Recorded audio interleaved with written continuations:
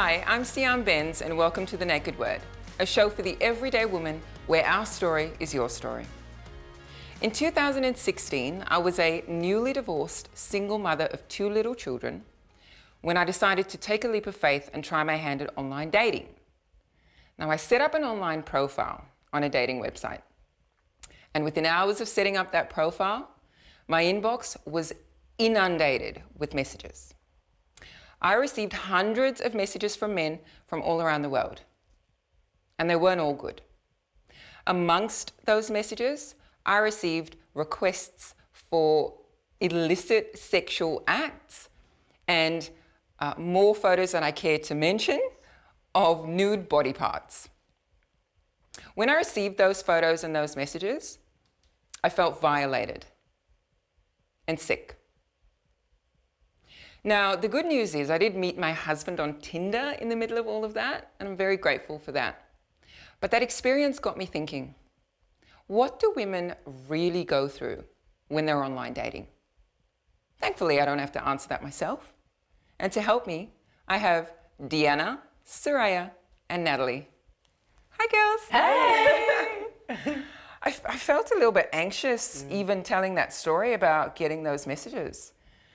Even now, all these years later, I'm very thankful, obviously, for meeting my husband online, and that was a very necessary experience, so I'm grateful for that. But, you know, I can't describe the feeling of opening a photo that you receive, and it's somebody's, you know, what do we call it? It's a dick pic. You get somebody's dick pic in your inbox. Soraya, help us change direction. You dated, you're in a new relationship, but before that, you dated online. Yes, so I did try, absolutely. I tried to navigate through the online dating world. So it was really not my first choice in regards to trying to find someone or trying to be found. However, I tried this app called Minder. Now, Minder? Yes. So Minder is actually a Muslim version of Tinder. Minder is actually for the intent of marrying. So everything is navigated so that 2 people can meet, but the intent and purpose is for marriage.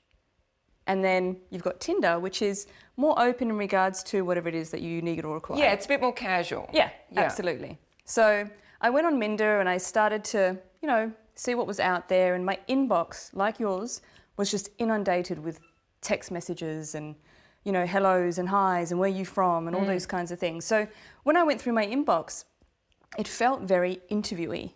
There were a lot of questions about, so how many children do you have? Do they live with you full-time, part-time? What's your career? What do you do? How old are you? What's your weight? And I was like, yeah, so really? it was really, really descriptive in regards to what it was they wanted to know. Yeah, because they're in there for marriage. Yes. So they're just like, let's just get right to it. Absolutely. How many kids do you have? Yep. What's your job situation?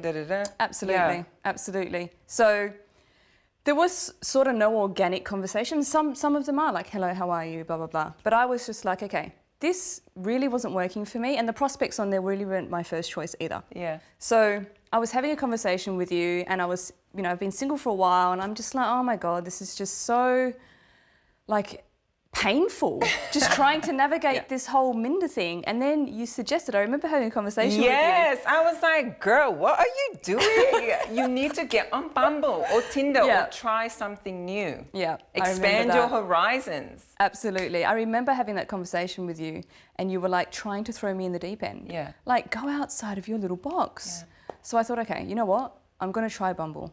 You know, it's not Tinder. It's sort of like the mid ground. So I went on to Bumble. I set up a profile, and then I was like, okay, how are people going to perceive me? I'm in a scarf. I'm Muslim. This isn't a Muslim dating app. This is not the Muslim world. So I'm nervous. I'm getting, you know, clammy and just freaking out, and my anxiety levels are going through the roof, and I'm just like, just keep focused. Just keep. And I'm like, girl, it's going to be okay. So I'm like, okay. So I put up my profile, and then I call you. And then you were like, it's fine, oh my God, have fun, blah, blah, blah. And I'm like, what do you mean have fun? I'm Muslim. Anyway, so then I was like, okay. In a couple of hours, I had seen my inbox was just full. I was shocked. Yeah. It really took me back because I thought to myself, I've got a scarf on and there's so much response, even though I'm a Muslim lady. Yes, because you thought because I'm covered, no one's going to be interested. Yeah, absolutely. But actually, it was the opposite. Yeah. Exactly. So I got, heaps of messages and everything else, and I saw one and I thought, okay, this looks really interesting. So I decided to talk to one person. And he was just like, so hi, how are you going, blah, blah, blah. And we're just having casual conversation. And he said, so what do you like doing? I said, I love spending time at the beach and so on and so forth. And I freak out. I remember calling you and saying to you, oh my God, how do I make small talk and blah, blah, blah. And this is really hard to navigate. So it was just so anxiety inducing. So when he asked me, what do you like doing? I said, I like going to the beach. And he responded with, oh, so what do you do at the beach? Question mark. I can't read the cues of what he means by that because it's a text message. So I don't know what he's saying. I don't know. There's no body language. There's no face-to-face. So I say to him, what do you mean? As in, like, what does a Muslim do at the beach? And he was like, no, just like, what do you do? Do you like play volleyball? I was so taken back because I was like, I got offended. I was like, is he trying to picture what a Muslim does at the beach? Yeah. And I was like, is he trying to understand this whole Muslim world? When he was just asking me what I do at the beach. Yeah. And so I was like, this ain't for me. Thank you very much. He never messaged me again, by the way, but thank you. And that was it. For me, the whole dating experience online was really hard to navigate. It's not my first choice anyway. I'm more of an organic person. Yes. Like, what I mean by that is to meet someone organically. Yes. Yeah. So that's a lot of people's preference is to meet someone face to face. But it's hard. All of my relationships have come from long-term friendships. Yeah. From people I've known for a long time. Yes. I am baffled by the dating space. Yeah. If I had to go into dating again, I don't know what I would do. Yeah. Right? Like, I just have never engaged. If you consider it, you're sitting there with your mobile phone, you've got someone's face in front of you and maybe a couple of extra pictures. They've tried to sum up their personality in the bio on that photo in 3 paragraphs. You can't possibly do it. So you're swiping yes on someone that you don't know and you're taking a gamble. They could be completely different from what they've put there.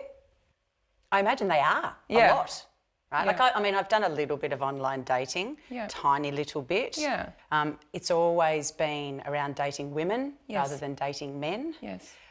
And that's the hardest part for me, looking at someone's picture and saying, well, this is a photo. Like, for starters, photos can be doctored. Yep. Is it really them? Are the things that they're saying really who they are? And am I willing to put myself out there and try and find out who that person is? Absolutely. And also on Bumble, there was a guy that, for me, I was like, okay, I saw this guy's photo and he had just got back from work. He was in a high vis and he had it looked like he had soot, like black soot all over his face. And I was like, is that really your first choice for a profile pic? So when I saw that, I was like, I don't know what to do with this. Yes, it's changed like the social construct of how we date, hasn't it? Totally. Yeah. In my belief, it was, you put your best profile up. Your best foot forward. It's like you're sort of advertising yourself for a prospect for marriage or dating or whatever it is that you're looking for.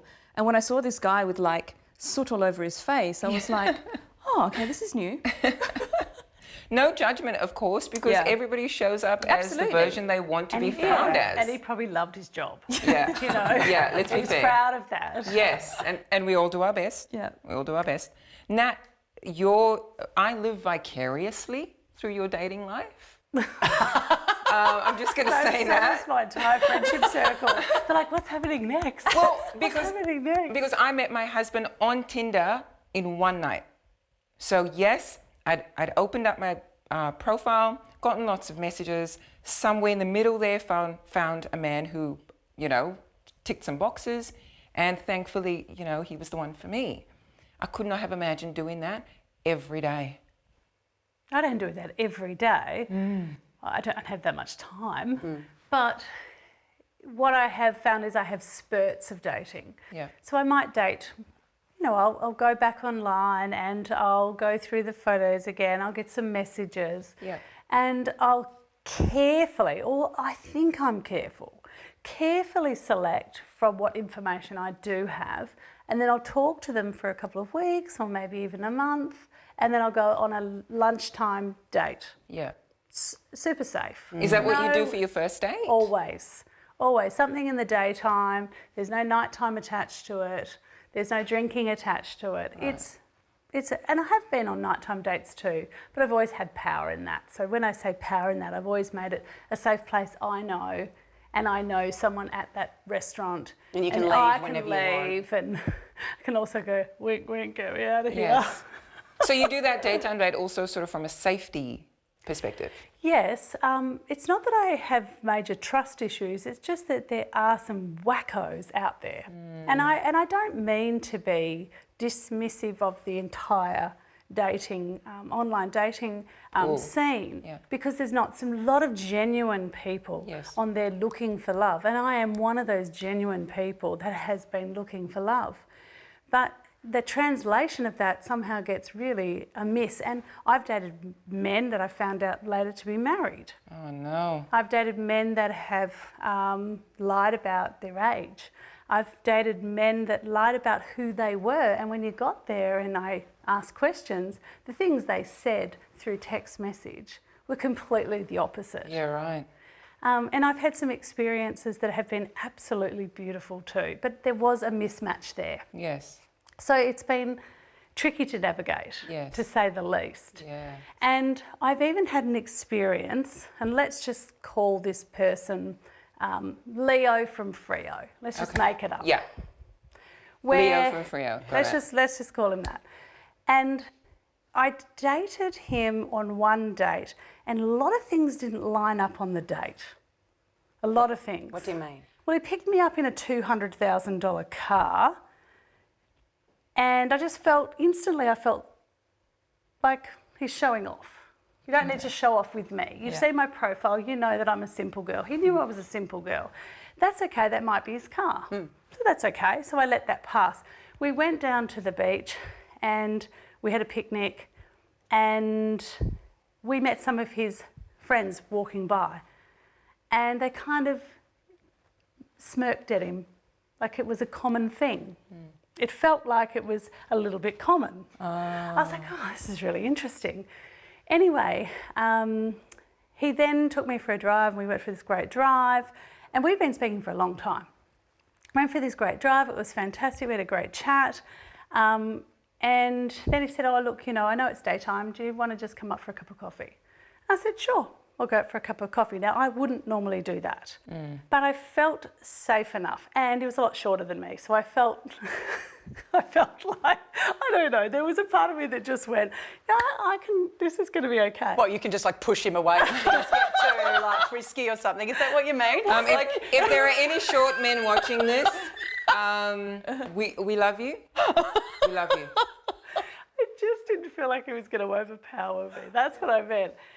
So I went up to his apartment, which was in a very prominent part of my city. And so I felt very safe. And I look around, there's not a single family photo. Everything looked too perfect. Red flag. Then he asked me if I wanted a cup of tea, and he opened up the cupboard and there was like 2 glasses, 2 wine glasses, 2 of something else. And I went, oh my gosh. And I went, cha-ching. And he went to the bathroom in the middle of all of this, and I quickly Googled the address, and it was an Airbnb. Stop. Stop.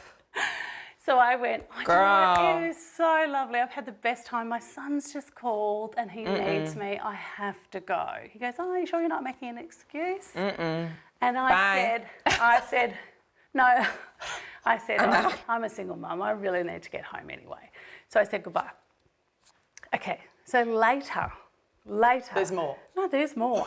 There's more. I never heard from him again, obviously. But later I went to an event, and I heard this girl complaining about this guy she was dating that picked her up in this $200,000 car, and she'd been dating him for 2 weeks, and it went to this certain point, and then it just fizzled out. And I said, oh, is his name Leo from Freo? And she went, oh. have you dated him? And then she told me about someone else that had dated him. And I was like this, oh my gosh, this guy is a serial dater.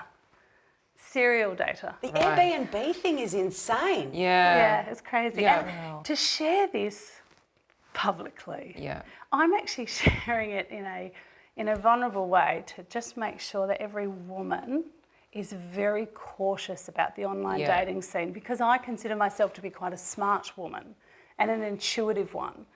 But at the same time, I still wanted love. Yeah. So there's a part of me that has that little tiny fairy tale naivety that wants something to work and won't see the red flags. Yeah. That was like red flag, red flag, red flag, red flag, and I was out. You know? I'm stunned. Oh my I'm God. speechless. I have no more That is- questions. Far out. Wow. I have lots of stories like that. I was but going that to one say, is do things just like that happen often? often. How do you deal with that? Well, I stopped dating. Oh. So you just stop for a year or two. Or take a break? You take a big break and Yeah. you collect yourself and you do more work on yourself. I've done a lot of work on myself. Yeah. You mean like getting therapy and that sort of stuff? Well, not therapy about dating, but more so, what do I really want, and do I want to meet someone like that? Do I want to meet someone in that way? And like Soraya says, every woman wants to meet someone organically. Yes. Probably And every person. Every I think. person. You know, would I think love every to. person loves Yes. the idea of one day locking gazes with a person across a room, or like standing next to someone, you make eye contact Yes. with them, and that spark is Yes. there, and then you start having a conversation and you build from there. Like that absolutely is the ideal.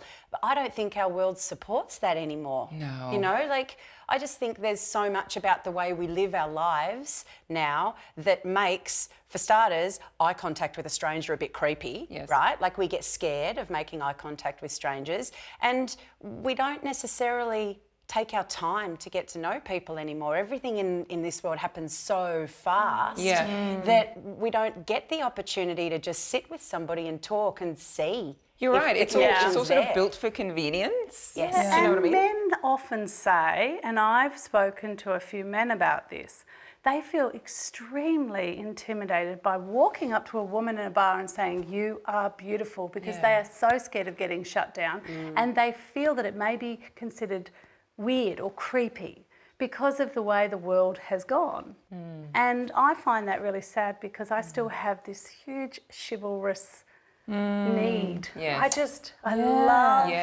just love love, and I just want a man to, you know, be the man so I can be the woman and have that incredible attraction to someone. Well, I know you've not lost hope, obviously. I do not ever lose I know hope. you've not lost hope. And let my story of finding my husband on Tinder, even though, you know, some people might see that as the exception to the experience, that is a success story. I know I'll call that so for what it is. many people who are together from online dating. Yeah. Like successfully, beautiful Yes. relationships, really, really solid connections. Yes. You know, like all different types of relationships, Yes. not just like that whole heteronormative kind of thing, you know, Yes. like so many different people meet that way that it's worth engaging in, I think, Yes. but it's scary, right? But Yeah. if I could tell you how that happened, before I'd even opened up my profile online, I knew exactly what I was looking for. That is the key.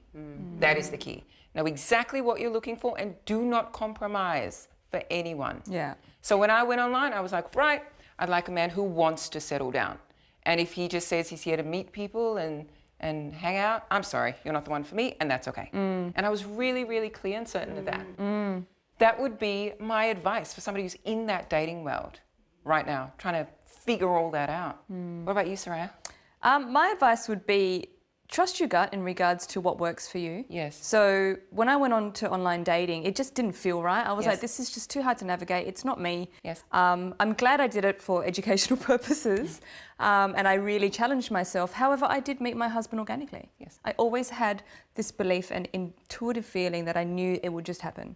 And instead of going on to the online and throwing myself into that and being restless about being single, I would have just trusted it and honestly just been okay with waiting.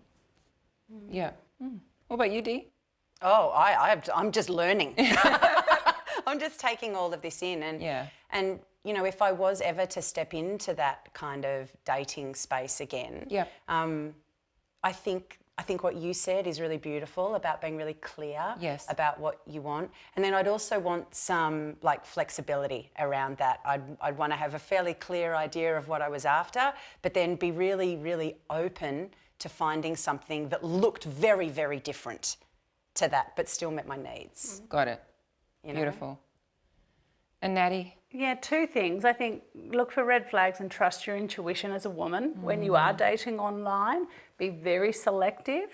And secondly, when you are dating and you're actually on the particular date, really make sure that that person that you are with is somebody that you have value set with. You know, you like the same things. You can see them, you know, potentially enjoying the same things as you, because sometimes on online dating, you're trying to just fit into a little hole for them, or vice versa, because you think this could be somebody. You know, you're dating a pool of people that is this big, but really, if you know who you are, you're only dating a pool of people that is this big. Yes. And so that's why it's very difficult. Yes. So know yourself really, really well. Yeah. Yeah. And show up as that. Yeah. That would be the hard part, I reckon, Oh continually showing up as yourself. Because you put your best foot forward. Yeah. You put your best foot forward. Go on a date without makeup on. Yes. Ooh, I love that. That's totally my vibe. Go on it. Go as the simple girl and see what happens. That's so profound. Thanks so much, Nat. Thank you, girls. That was so heartfelt and lovely. I loved it. That was good today. Thank you. And thanks so much for watching The Naked Word. We'll see you next time.